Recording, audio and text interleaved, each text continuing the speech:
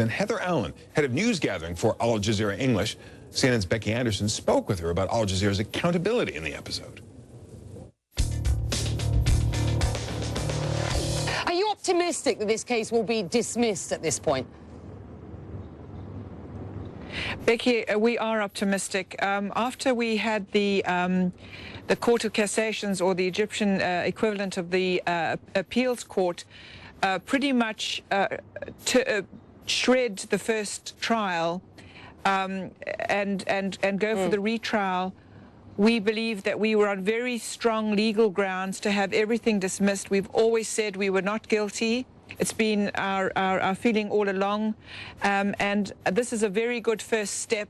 First Peter being released last week, and now Bahar and Mohammed being given bail today. Sure. Plus all the students being released, I think is a really good sign that we're onto something here, and we're looking forward actually to going back to court next week and trying to have all the charges dropped against all of our staff. I know that Mohammed Fahmy has renounced his Egyptian citizenship in the hopes of getting deported at this point. Has that been ruled out as an option? I think at this point, I mean, I'm not his lawyer, but I would say that at this point, deportation is not going to be an option. He's out on bail. And as you heard Adal, his brother, saying just before you came to me, they are going to play by the Egyptian rules and the Egyptian laws, and I don't think they're going to rock the boat at this point. It would be very counterproductive for him to leave Egypt now.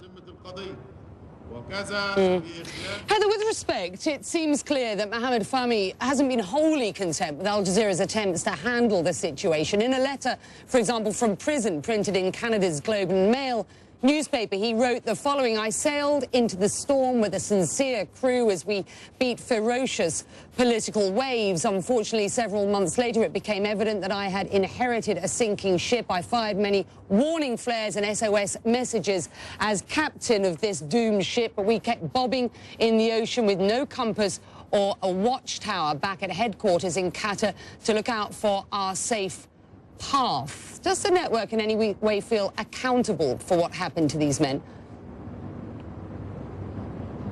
Of course. I mean, I'm the head of news gathering.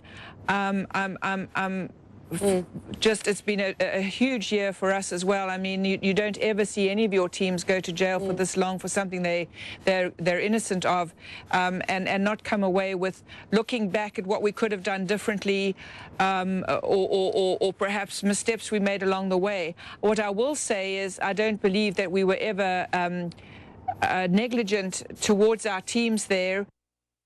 Heather Allan of Al Jazeera English.